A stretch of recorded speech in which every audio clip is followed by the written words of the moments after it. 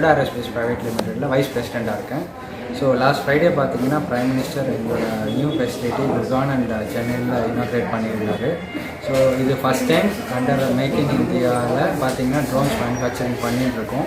This is a very step in India agriculture farmers help plus foreign import ban India உற்பத்தி பண்றதுக்கான ஒரு பெரிய முதல் ஸ்டெப் நாங்க எடுத்துறோம். Prime Minister அதை inaugurate பண்றதுல எங்களுக்கு ஒரு பெரிய மகிழ்ச்சி. இந்த இனிஷியேட்டிவ் நாங்க ஸ்டார்ட் பண்ணிருக்கோம்.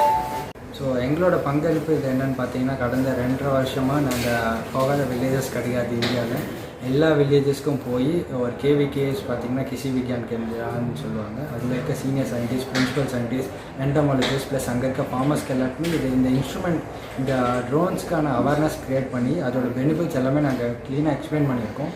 இது ஒரு பெரிய அட்வான்டேஜ் இந்த சிஸ்டம். லைக் இந்த யூஸ் பண்ணிங்கன்னா ஃபார்மர்ஸ்க்கு என்ன பெனிஃபிட்ஸ் ஆகுன்றது எல்லாமே நாங்கள் எல்லா வில்லேஜஸ்க்கும் கொண்டு போயிருக்கோம். அதனோட ஒரு பெரிய இனிஷியேட்டிவ் தான் இப்போ ஒரு பெரிய மேனுஃபேக்சரிங் ஃபெசிலிட்டிஸ் ஓப்பன் பண்ணியிருக்கோம். இது மூலிமா பார்த்திங்கன்னா ஒரு நாளைக்கு 100 ட்ரோன்ஸ் மேனுஃபேக்சரிங் பண்ண முடியும். அதை தாண்டி எங்களோட இலக்கு என்னென்னு பார்த்திங்கன்னா, நெக்ஸ்ட் 1 இயரில் 1 lakh ட்ரோன்ஸ் நாங்கள் மேக் இன் இந்தியா மூலியமாக உற்பத்தி பண்ணணும்னு ஒரு பெரிய இலக்கு நிர்ணயிச்சிருக்கோம். இது வரைக்கும் நான் சொன்னது பார்த்தீங்கன்னா 500+ வில்லேஜஸில் போய் நாங்கள் ஃபார்மர்ஸ்க்கு டெமோ ஆப்ரேஷன்ஸ் பண்ணி காமிச்சிருக்கோம். அதை தாண்டி பார்த்தீங்கன்னா லாஸ்ட்டு உத்தரகாண்டில் வந்த டனல் பிரேக்கேஜ்க்கு NDRF டீம் மூலிமா ஒர்க் பண்ணியிருக்கோம். இப்போ ரீசெண்டாக பாலக்காட்டில் அந்த ஹில் ஸ்டேஷனில் ஒருத்தர் மாட்டின்றார், அவருக்கும் நாங்கள் ஒரு வழிகாட்டு குழுவாக இருந்திருக்கோம்.